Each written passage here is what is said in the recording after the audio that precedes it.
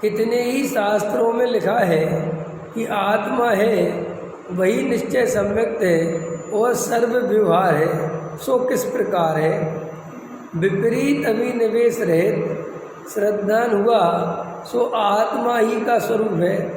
वह अभेद बुद्धि से आत्मा और सम्यक्त में भिन्नता नहीं है, इसलिए निश्चय से आत्मा ही को सम्यक्त कहा। अन्य सर्व सम्यक्त को निमित्त मात्र हैं। वह भेद कल्पना करने पर आत्मा और सम्यक्त की भिन्नता कही जाती है, इसलिए अन्य सर्व व्यवहार कहे हैं, ऐसा जानना। इस प्रकार निश्चय सम्यक और व्यवहार सम्यक्त से सम्यक्त के दो भेद हैं तथा अन्य निमित्त आदि अपेक्षा आज्ञा सम्यक्त आदि सम्यक्त के 10 भेद किए गए हैं। वह आत्मानुशासन में कहा है। ठीक है, देखो सम्यक दर्शन क्या है? तो सम्यक दर्शन माने एक अखंड अभेद चैतन्य मात्र ज्ञायक की अनुभूति श्रद्धा वाली, ये ही मैं हूँ। तो वो जो ये ही मैं हूँ ये बोलने वाली तो पर्याय है, लेकिन वो पर्याय काय में एकत्र हो गया उसका अपने ज्ञायक भगवान आत्मा में, तो अब वहाँ भेद नहीं रहा। तो वही जब पर्याय द्रव्य में समा गई, माने द्रव्य में अपनापन कर लिया, तो आत्मा ही सम्यक्त है, ये बोलने में क्या दिक्कत है? और जो व्यवहार के कथन है, जो भेद की बात है, तो वहाँ पर भेद करना, निमित्त की तरफ से कथन करना, वो सब व्यवहार नय के खाते में जाता है। क्योंकि निश्चय नय तो एक अभेद अखंड ज्ञायक ध्रुव भगवान आत्मा को विषय बनाता है और व्यवहार नय के विषय अलग अलग होते हैं। देव शास्त्र गुरु का श्रद्धान व्यवहार सम्यक्त है, तत्वार्थ श्रद्धा नाम व्यवहार सम्यक्त है, नव तत्व का श्रद्धान व्यवहार सम्यक्त। क्यों? आप अपर का श्रद्धान भी व्यवहार सकते, क्योंकि 2 आ गए ना, तो उसके भेद है, कहीं को पढ़ना समझना। इस प्रकार निश्चय सम्यक और व्यवहार सम्यक्त से सम्यक्त के 2 भेद हैं। अब देखो ये श्लोक है आत्मानुशासन का, उसमें ये कहा है कि सम्यक्त के 10 भेद बताए। आज्ञा मार्ग समुद्भव उपदेश सूत्र बीज संक्षेपात विस्तारार्थाभ्याम भवम भव परमौगाढ़ादिगाढ़े चा। जिन आज्ञा से तत्व श्रद्धान हुआ सो आज्ञा सम्यक्त है। यहाँ इतना जानना, मुझको जिन आज्ञा प्रमाण है इतना ही श्रद्धान सम्यक्त नहीं है। आज्ञा मानना तो कारणभूत है, इसी से यहाँ आज्ञा से उत्पन्न कहा है। इसलिए पहले जिन आज्ञा मानने से पश्चात जो तत्व श्रद्धान हुआ सो आज्ञा सम्यक्त है। इसी प्रकार निर्ग्रंथ मार्ग के अवलोकन से तत्व श्रद्धान हुआ सो मार्ग सम्यक्त है। इस प्रकार 8 वेद तो कारण अपेक्षा किए तथा शुद्ध केवली जो तत्व श्रद्धान है उसे अवगाढ़ सम्यक्त कहते हैं, और केवल ज्ञानी के तत्व श्रद्धान है उसको परम अवगाढ़ सम्यक्त कहते हैं। ऐसे 2 भेद ज्ञान के सहकारी पने की अपेक्षा किए हैं। इस प्रकार सम्यक्त के 10 भेद किए हैं।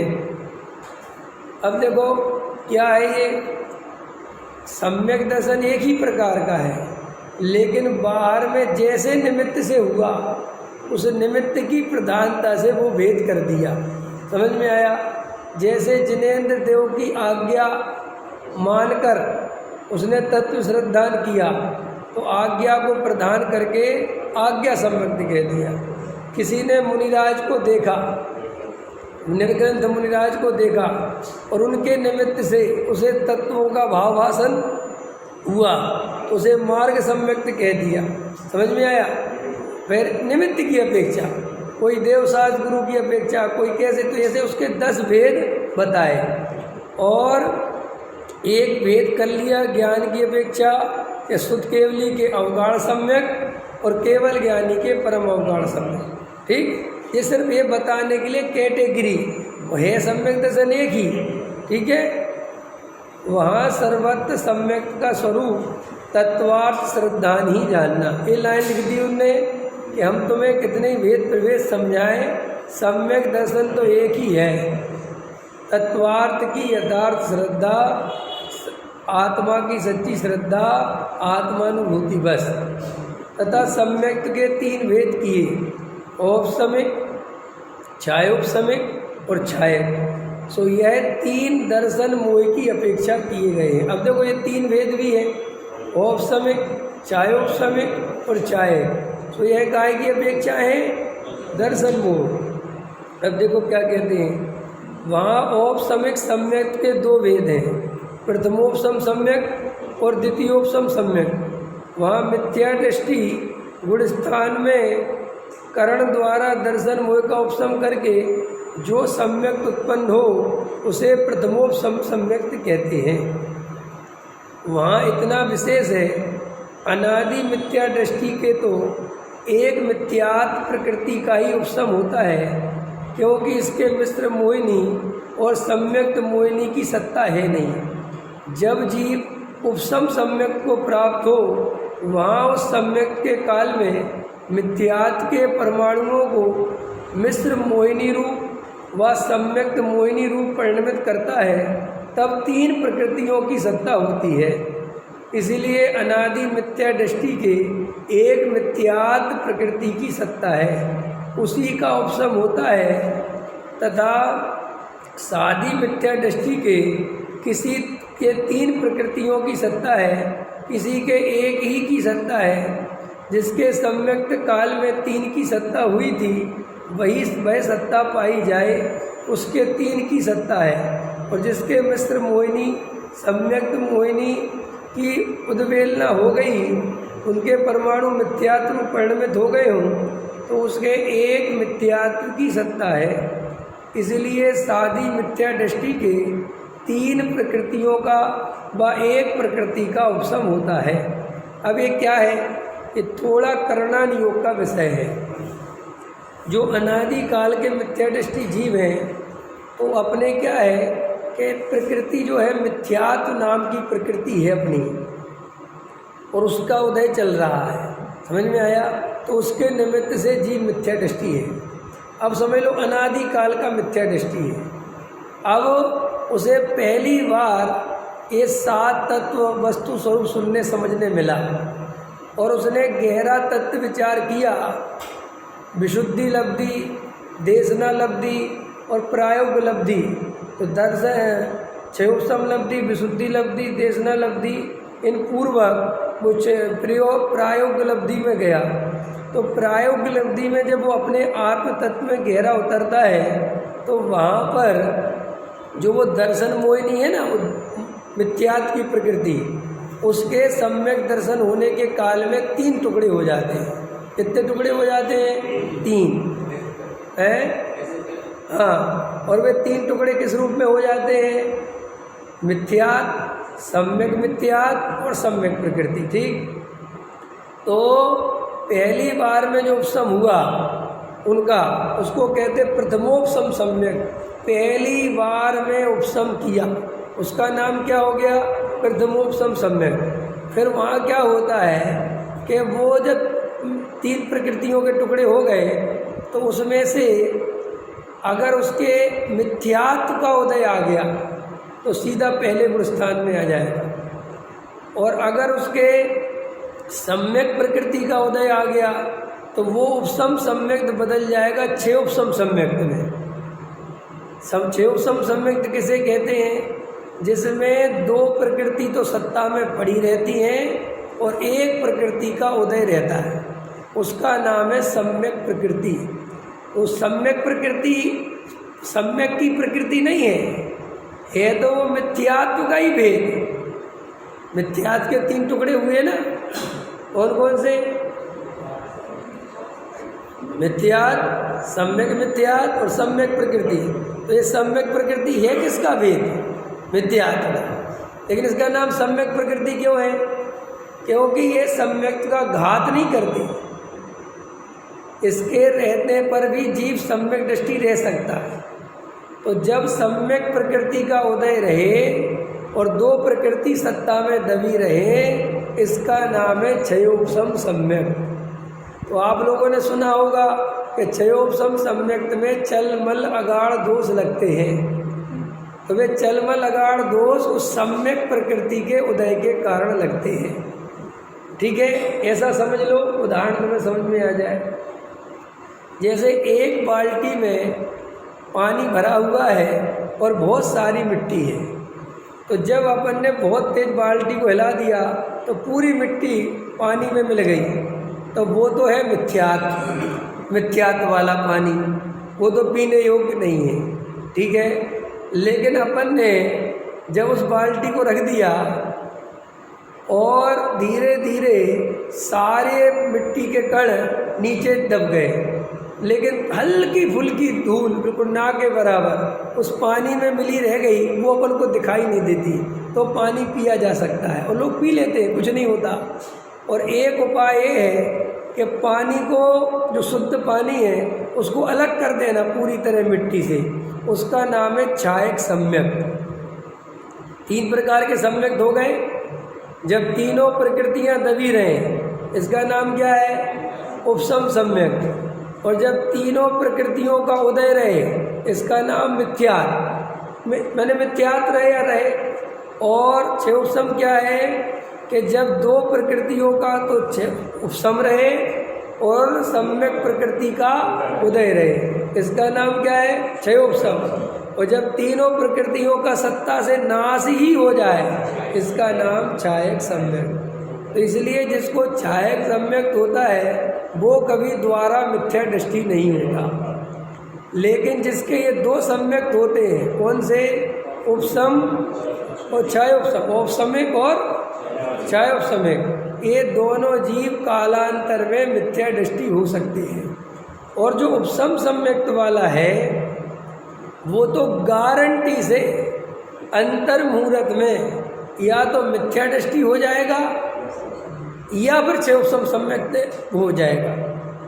ये जरूरी है, ये कंडीशन है। माने उपशम सम्यक्त का काल अंतर्मुहूर्त से ज़्यादा नहीं है। आया? तो फिर वो मिथ्या दृष्टि हो जाएगा कि नहीं, उसके सम्यक प्रकृति का उदय आ जाएगा और वो सम्यक दृष्टि बना रहेगा। और फिर वो कितना सम्यक दृष्टि रह सकता है? क्षयोपशम वाला 66 सागर रह सकता है। हाँ, छलमल अगाढ़ दोष लगते रहेंगे और वो सम्यक दृष्टि बना रहे। छलमल अगाढ़ दोष माने ऐसे सामान्य रूप से तो नहीं बता पाते, केवली ही जानते, लेकिन ऐसा कहते हैं कि उसे शांतिनाथ भगवान की विशेष भक्ति रहेगी, उसे थोड़ा पार्श्वनाथ के प्रति ज़्यादा राग आ जाएगा। इस टाइप का राग किसी देव के प्रति, गुरु के प्रति थोड़ा पक्षपात कर लेगा, तो वो ऐसा कुछ इशारे बताए शास्त्रों में कि ऐसे चलमल अगाढ़ दोष जानना, बाकी ज़्यादा नहीं, हल्की फुल्की शंका। समझ में आया?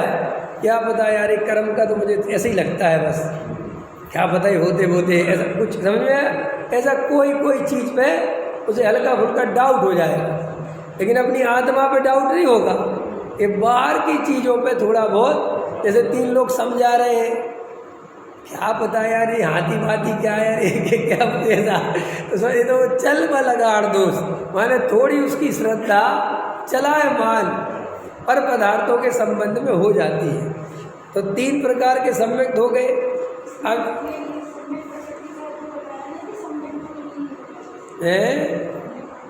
सम्यक प्रकृति माने है मिथ्यात्व का भेद, लेकिन उसके उदय होने पर सम्यक का घात नहीं होता, इसलिए उसका नाम सम्यक प्रकृति है, जबकि वो प्रकृति है मिथ्यात्व की। अब बची 2 प्रकृति, ठीक है? अब वो 2 प्रकृति का स्वरूप समझो। जब उसमें से सम्यक मिथ्यात्व की प्रकृति का उदय आ जाए तो उस गुण स्थान का नाम है सम्यक मिथ्यात्व गुण स्थान। वो गुण स्थान है तीसरा। तो तीसरे गुण स्थान का काल भी अंतर्मुहूर्त है, देख लेना कुछ समय है, 1-2-4 समय ऐसा। तो उसमें क्या होगा, या तो तीसरे से वापस चौथे में चला जाएगा या पहले में आ जाएगा। अगर वो प्रकृति वापस दब गई तो कहाँ चला जाएगा? चौथे में। और उसके बाद मिथ्यात्व की प्रकृति और उदय में आ गई तो कहाँ आ जाएगा? पहले। क्लियर? अब ये दूसरा गुण स्थान कैसे बनता है?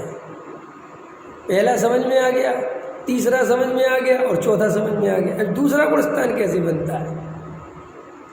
दूसरा गुण स्थान बनता है अनंतानुबंधी की प्रकृति का उदय आने।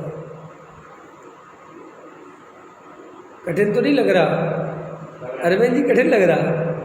अरे ये वैसे आया ना इसलिए समझा रहा हूँ। देखो ऐसा समझ लो, थोड़ा देसी भाषा में समझ लो। टोटल 7 प्रकृति हैं। कितनी प्रकृति? माने कर्म। 7 प्रकार के कर्म की प्रकृतियाँ। ठीक, कर्म 7 नहीं, प्रकृति 7। 148 प्रकृतियाँ हैं ना, उसमें 7 प्रकृति है। 4 अनंतानुबंधी की, क्रोध, मान, माया, लोभ। और 3 प्रकृतियाँ किसकी? मिथ्यात्व की। मिथ्यात्व, सम्यक मिथ्यात्व और सम्यक प्रकृति। ये 7 प्रकृति से 4 गुण स्थान चलते हैं। पहला, दूसरा, तीसरा, चौथा। आई समझ में?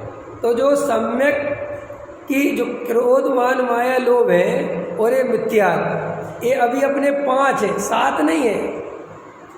अगर अपने को सम्यक दर्शन हो गया होगा तो कितनी हो गई होंगी? 7। और अगर सम्यक दर्शन नहीं हुआ तो कितनी है? 5। तो ये जोड़े हैं इनके। कभी भी मिथ्यात्व और अनंतानुबंधी अलग अलग नहीं रहते। जहाँ मिथ्यात्व होगा वहाँ अनंतानुबंधी होगी और जहाँ अनंतानुबंधी होगी वहाँ मिथ्यात्व होगा। बराबर हो गया? तो जब सम्यक दर्शन होता है तो पहली बार सम्यक दर्शन होता है तो अनंतानुबंधी क्रोध, मान, माया, लोभ ये दब जाती है और ये मिथ्यात्व दब जाता है। अब समझ में आ गया? ये दब गया। दब गया तो कौन सा सम्यक हो गया? औपसम सम्यक। बड़े इतनी बार समझ में आ गई। अब ये इसमें से जो 5 दबी हैं, इस एक के 3 टुकड़े हो चुके हैं। अब तो कितनी हो गई? 7। तो उसमें से एक सम्यक प्रकृति का उदय आ गया, बाकी 6 दबी रही। इसका नाम है क्षयोपसम सम्यक। बराबर? अब इसमें से एक और प्रकृति का उदय आ गया, सम्यक मिथ्यात्व का, तो इसका नाम है तीसरा गुण स्थान। ठीक? और जो अनंतानुबंधी वाली दबी हुई 4, उसमें से कोई एक प्रकृति का उदय आ गया तो गुण स्थान हो गया दूसरा। ठीक? और जब दूसरा होता है तो तुरंत पहला हो जाता है। ये नियम है। दूसरे गुण स्थान में आया और बिल्कुल आधे मतलब एक समय बाद तुरंत मिथ्यात्व में आ जाएगा। है? चौथे से डायरेक्ट पहले में आ सकता है अगर मिथ्यात्व का उदय आ गया तो। पहले से दूसरे में आ सकता है अगर अनंतानुबंधी का उदय आ गया तो। पहले से तीसरे में आ सकता है अगर सम्यक मिथ्यात्व का उदय आ गया तो। चौथे में चौथा ही रह सकता है अगर सम्यक प्रकृति का उदय आ गया तो। क्लियर?